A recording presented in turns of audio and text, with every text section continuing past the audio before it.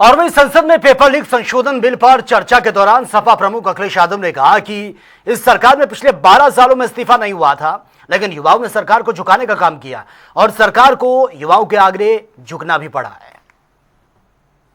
आंदोलन को बहुत दूर से देख रहा था और उस आंदोलन में जो जीत के बाद नारा लगा, एक नारा लगा अध्यक्ष महोदय,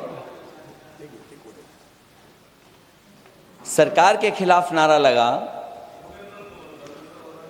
कि सरकार को ये अहंकार था कि सरकार झुकती नहीं है, लेकिन उन्हीं नई पीढ़ी के लोगों ने ये वो नारा दिया कि झुकाने वाला चाहिए, सरकार भी झुकती है और सरकारों को झुकाना भी नौजवानों को आता है। सरकार झुकी और स्वीकार किया उन्होंने।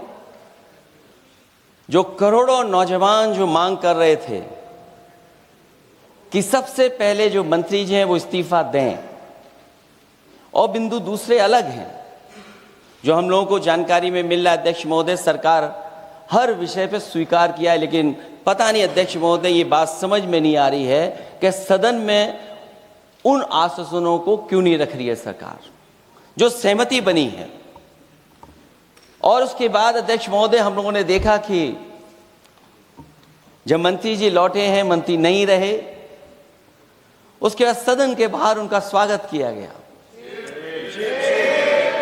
अध्यक्ष महोदय, जो स्वागत हुआ उसके लिए हमें कोई शिकायत नहीं है, लेकिन माननीय सदस्यों को कितनी बड़ी राहत मिली होगी, कितने बड़े संकट से बचाया उन्होंने। एक प्रधान जी को हटा करके प्रधानमंत्री बचा लिया आपने।